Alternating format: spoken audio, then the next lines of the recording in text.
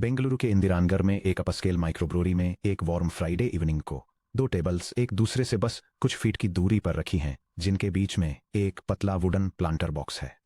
पहली टेबल पर 4:30 something take professionals एक लंबे वर्क वीक का एंड सेलिब्रेट कर रहे हैं। टेबल पर आर्टिसनल क्राफ्ट बियर्स, गुरमे एपिटाइजर्स और 4 फ्लैगशिप स्मार्टफोन्स स्क्रीन ऊपर करके रखे हैं, जिनके बगल में जर्मन लग्जरी ब्रांड्स के लोगो वाली कार की फोब्स रखी हैं। उनकी बातचीत लाउड फास्ट है और उसमें स्टॉक ऑप्शंस, सीड राउंड्स और हाल ही में बाली और दुबई की रीसेंट वेकेशंस की बातें छाई हुई हैं। जब वेटर 12,400 रुपीज का बिल लाता है तो तुरंत 3 हाई टीयर क्रेडिट कार्ड्स सामने रख दिए जाते हैं। साथ ही लाउंज एक्सेस पॉइंट्स और माइलस्टोन रिवॉर्ड बोनसेज को लेकर कैजुअल बातें होती हैं। कमरे में मौजूद किसी भी देखने वाले के लिए यह टेबल मॉडर्न इंडियन सक्सेस के एपेक्स को रिप्रेजेंट करती है। दूसरी टेबल पर अपने लेट 50s में एक कपल बैठा है, वेंकटेश और उनकी वाइफ पद्मा। वेंकटेश ने एक simple short sleeved check shirt और सॉफ्ट लेदर सैंडल्स पहने हैं। पद्मा एक साफ सुथरी सिंपल कॉटन सलवार कमीज में है और उन्होंने अपनी गोल्ड वेडिंग बैंड के अलावा कोई ज्वेलरी नहीं पहनी है। वे एक मॉडेस्ट डिनर करते हैं, धीमी आवाज में बात करते हैं और पास के मेट्रो स्टेशन की तरफ शांति से निकलने से पहले एक बेसिक बैंक डेबिट कार्ड का यूज करके अपना 1,200 रुपीज का बिल पे करते हैं। अगर आप वेटर्स, वैले अटेंडेंट्स या पास की टेबल वाले यंग प्रोफेशनल्स से पूछें तो उनमें से हर एक यही अस्यूम करेगा कि वे 4 tech workers real financial power को रिप्रेजेंट करते हैं, जबकि वह ओल्डर कपल एक modest small town middle class survival को रिप्रेजेंट करता है। यह टेक्स्ट कंपैरिजन दिखने वाली अमीरी के इल्यूजन और असली वेल्थ की रियलिटी के बीच कॉन्ट्रास्ट दिखाता है और lifestyle choices, debt dependence, net worth और ओवरऑल फाइनेंशियल सिक्योरिटी के डिफरेंसेस को हाईलाइट करता है। वे पूरी तरह गलत होंगे।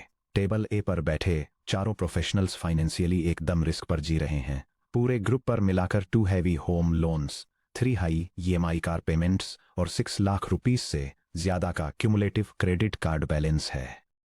अगर डिप्रिशिएटिंग एसेट्स से कर्जों को घटा दिया जाए तो उन सब की combined net worth 15 lakh rupees से भी कम है। अगर इनमें से किसी एक की भी जॉब चली जाती है तो 6 वीक्स के अंदर उनकी लाइफस्टाइल पूरी तरह पैनिक में कोलैप्स हो जाएगी। दूसरी तरफ वेंकटेश और पद्मा मैसूर में रहते हैं। वेंकटेश ने 30 इयर्स तक एक पब्लिक सेक्टर फर्म में मिड लेवल मैनेजर के रूप में काम किया, जबकि पद्मा ने एक गवर्नमेंट एडेड स्कूल में ज्योग्राफी पढ़ाई। 3 डिकेड्स में उन्होंने सिस्टमैटिकली अपनी मॉडेस्ट कंबाइंड इनकम का 40% हिस्सा high grade mutual funds, public provident funds और एक्सपेंडिंग टियर 2 कॉरिडोर्स में छोटी रियल एस्टेट होल्डिंग्स में इन्वेस्ट किया। आज उनके पास 3 fully paid off rental properties हैं, जिनसे मंथली 75,000 रुपीस का कैश फ्लो आता है। साथ ही 4.8 करोड़ रुपीस की वैल्यू वाला liquid equity and debt portfolio भी है। 2006 के बाद से उन पर किसी भी बैंक या इंडिविजुअल का एक सिंगल रुपये का भी कर्जा नहीं है। वे कोई लग्जरी कार नहीं चलाते क्योंकि वे पैदल चलना प्रेफर करते हैं।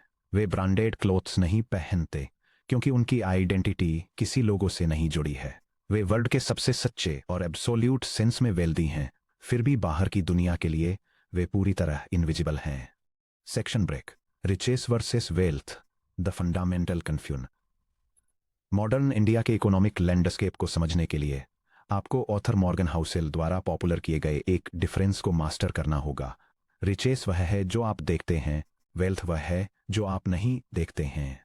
Riches versus wealth, the matrix. Riches visible, high status और फ्रेजाइल। करेंट इनकम को एक्टिवली फिजिकल टोकन्स में कन्वर्ट किया जा रहा है। फैंसी कार्स, बड़े घर, डिजाइनर लेबल्स, लग्जरी ट्रैवल, ये दुनिया को बताता है कि आपने कितना पैसा खर्च किया है। ये जीरो सेफ्टी प्रोवाइड करता है, अक्सर EMI के जरिए फ्यूचर इनकम को ड्रेन करता है। Versus wealth, invisible, high option और रेजिलियंट इनकम, जिसे सेव, इन्वेस्ट और अनएलोकेटेड फ्रीडम के रूप में रिटेन किया गया है। Mutual fund units, fixed deposits, equity, non leveraged land. ये दुनिया को कुछ नहीं बताता क्योंकि ये अनस्पेंट रहता है। ये अल्टीमेट साइकोलॉजिकल सोवरेंटी और फ्लेक्सिबिलिटी प्रोवाइड करता है। जब आप किसी को मुंबई या दिल्ली की सड़कों पर 60 लाख की लग्जरी SUV चलाते हुए देखते हैं तो आपका ब्रेन इमीडिएटली एक सिंगल थॉट रजिस्टर करता है, वह पर्सन वेल्दी है। लेकिन लॉजिकली आप उस इंसान के फाइनेंस के बारे में असल में जानते ही क्या हैं? आपको उनकी नेटवर्थ नहीं पता, आपको उनका बैंक बैलेंस नहीं पता, आपको यह भी नहीं पता कि वह व्हीकल कैश में खरीदा गया था या फिर 84 मंथ के लोन पर फाइनेंस कराया गया है, जो उनकी टेक होम सैलरी का 45% कंज्यूम करता है। एक अकेला फैक्ट जो आप पूरी गारंटी के साथ जानते हैं वो ये है कि उनकी नेट वर्थ 60 लाख रुपीज कम हो चुकी है, जितनी कि वो कार न खरीदने पर होती, या फिर वे अब एक बहुत बड़ी मंथली लायबिलिटी के बोझ तले दबे हैं। रिचेस का मतलब है अपनी करंट इनकम को दूसरों को दिखाने के लिए खर्च कर देना। ये दुनिया के लिए एक आउटर स्टेटमेंट है जो कहता है, देखो मैं क्या क्या खरीदना अफोर्ड कर सकता हूं। वेल्थ इसके अपोजिट इनविजिबल होती है। इसमें वो इनकम शामिल होती है जो खर्च नहीं की गई, वो अपग्रेड्स जिन्हें मना कर दिया गया, वो लग्जरी व्हीकल्स जो नहीं खरीदे गए, और वो शो ऑफ वाली वेकेशंस जिन्हें स्किप कर दिया गया। वेल्थ वो फाइनेंशियल ऑप्शनलिटी है जो bank accounts, equity demat statements और यील्ड जनरेटिंग एसेट्स में शांत पड़ी रहती है। The equation of invisible wealth. Riches equal to external display पर स्पेंड की गई income. Wealth equal to future sovereignty के लिए रिटेन की गई इनकम। यह कोड स्निपेट एम्प्टी है और इसमें कोई एग्जीक्यूटेबल कोड या इंस्ट्रक्शंस नहीं है। मॉडर्न मिडिल क्लास की सबसे बड़ी ट्रेजेडी ये है कि हम अपनी पूरी जिंदगी उन लोगों को इम्प्रेस करने के लिए अमीर दिखने में बिता देते हैं जो ध्यान भी नहीं दे रहे हैं, और इस चक्कर में खुद वेल्दी बनने की अपनी एबिलिटी को ही खत्म कर लेते हैं। The Indian cultural paradox, ostentation versus नजर। इंडिया पैसों के मामले में एक बहुत ही फैसिनेटिंग और गहरी कंट्राडिक्टरी साइकोलॉजिकल एनवायरनमेंट प्रेजेंट करता है। हमारी सोसाइटी दो स्ट्रॉन्ग और एक दूसरे के अपोजिट कल्चरल फोर्सेस के बीच काम करती है, शो ऑफ करने का इम्पल्स और नजर का डर।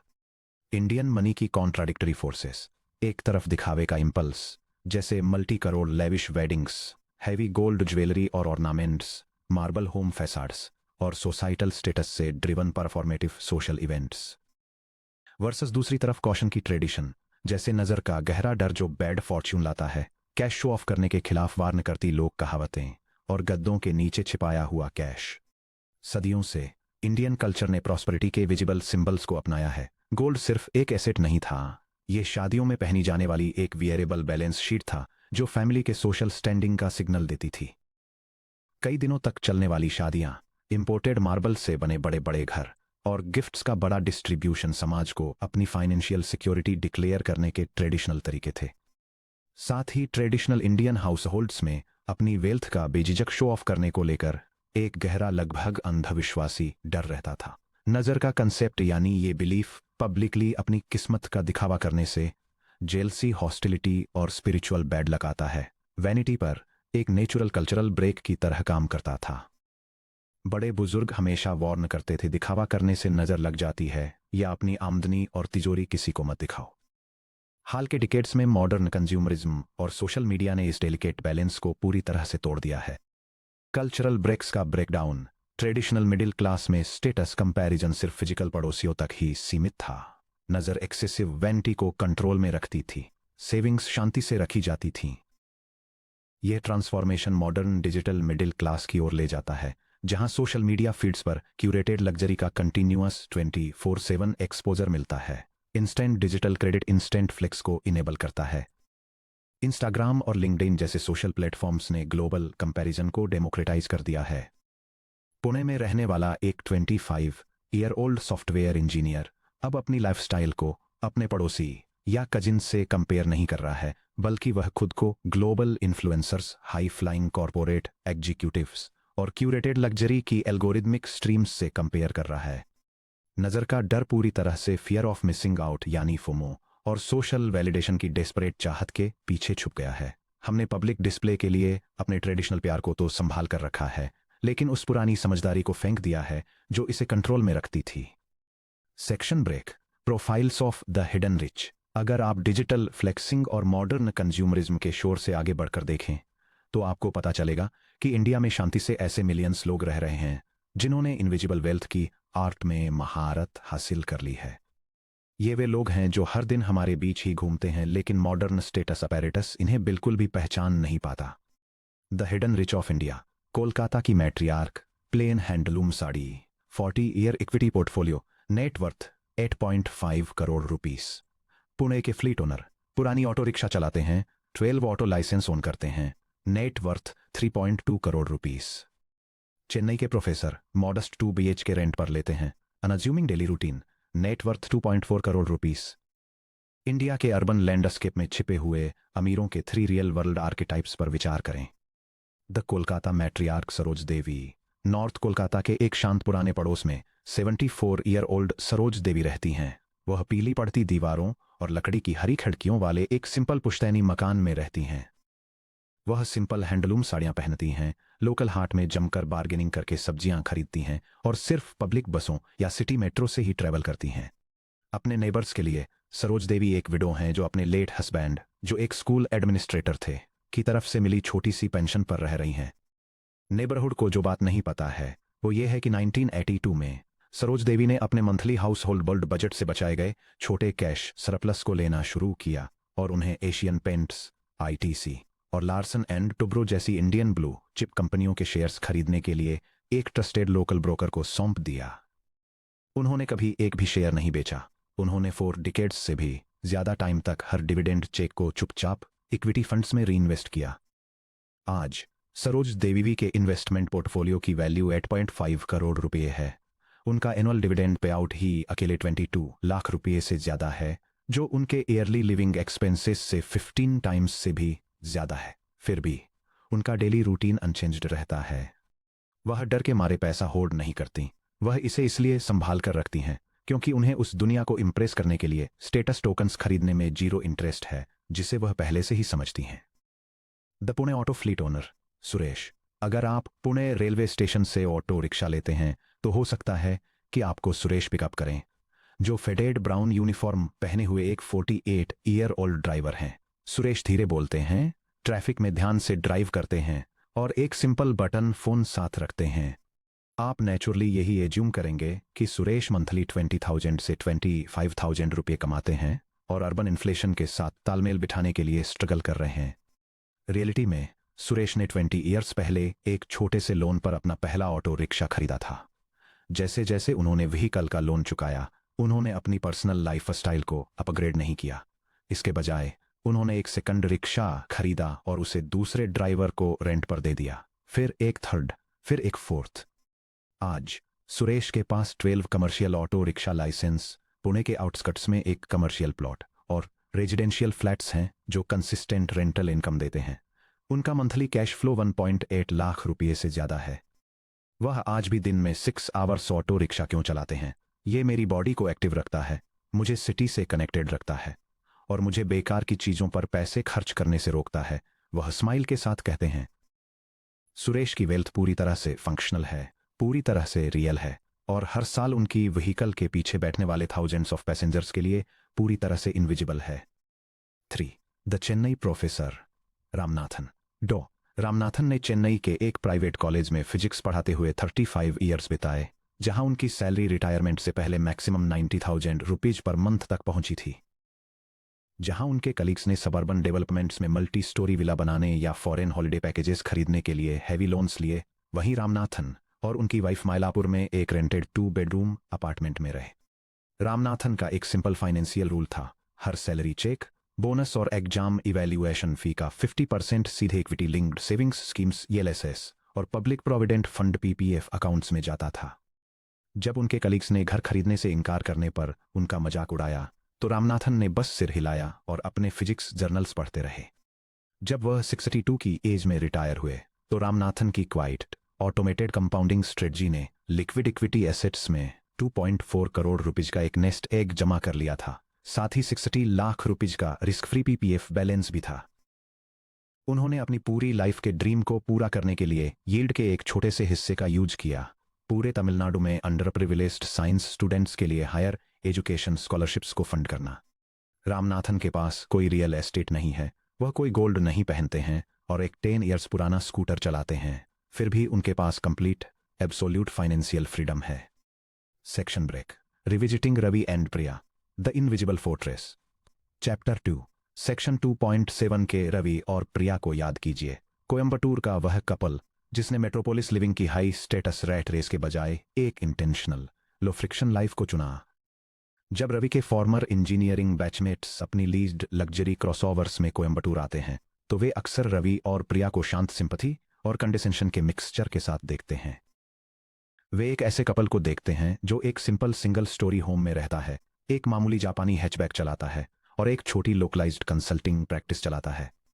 The two paths to resilience Bengaluru में बैचमेट्स, इनकम 3.5 लाख रुपये per month, monthly EMI 1.8 lakh रुपये, high status zero buffer work place shifts के लिए fragile status, prisoners of expense Coimbatore में रवि और प्रिया, इनकम 1.1 लाख रुपये per month, monthly EMI zero, baseline spend 45,000 रुपये, retained wealth 1.6 crore रुपये, स्टेटस मास्टर ऑफ ऑप्शंस।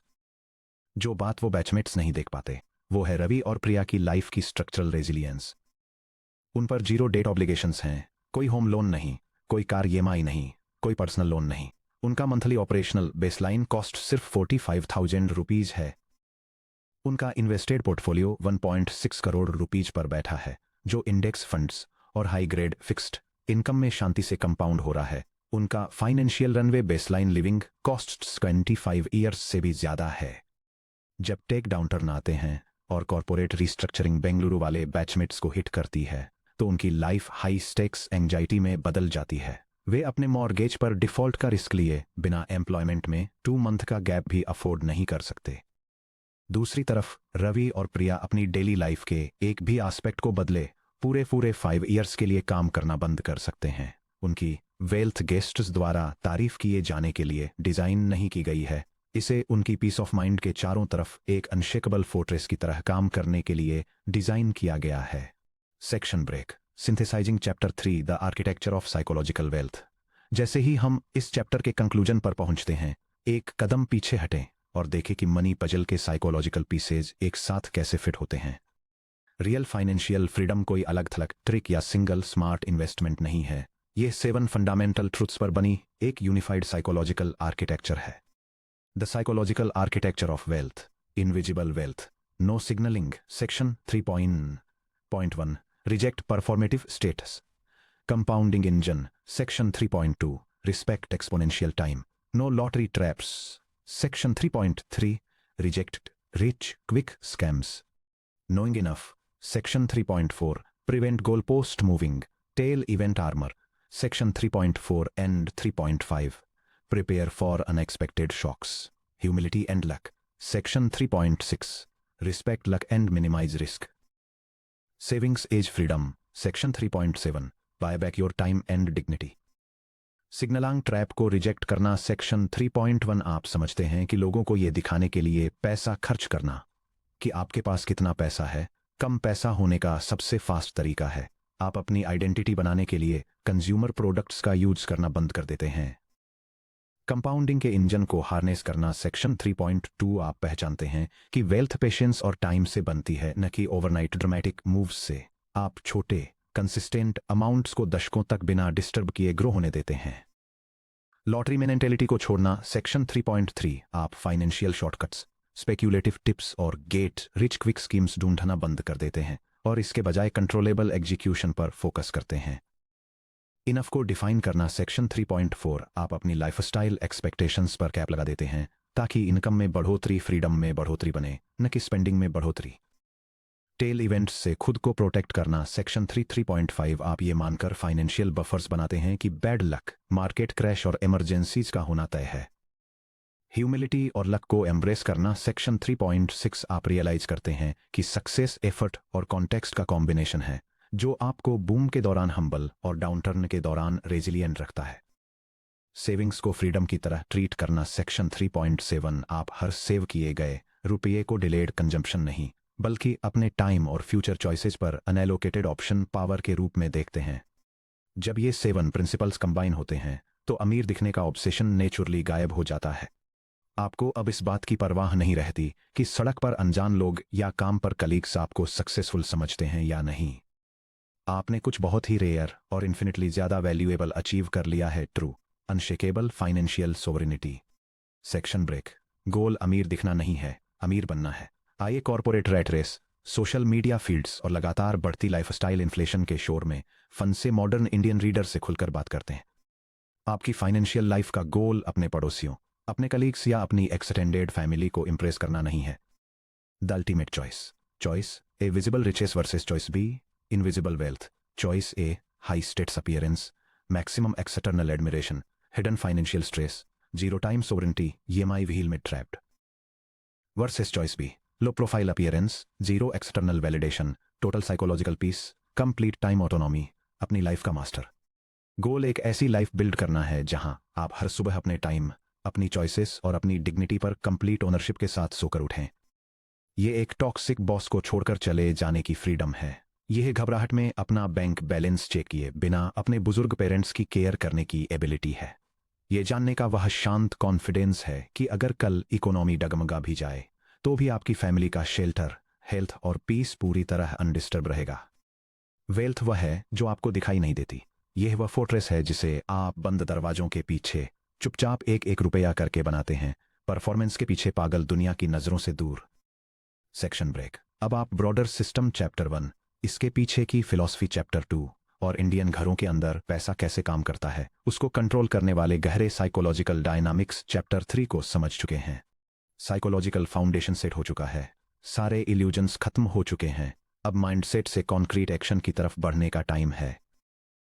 अपनी स्ट्रक्चरल वेल्थ बिल्ड करना स्टार्ट करने का टाइम है, जिसकी शुरुआत हजारों साल पहले प्राचीन बेबीलोन में क्ले टेबलेट्स पर रिकॉर्ड किए गए एक पुराने टाइमलेस प्रिंसिपल से होती है। एक ऐसा प्रिंसिपल जो आज मॉडर्न इंडिया में एक सैलरीड प्रोफेशनल के लिए भी बहुत पावरफुल है। Section break. पढ़ना जारी रखें। 4.1 Arkad's first lesson retold pay yourself first before the government takes its cut.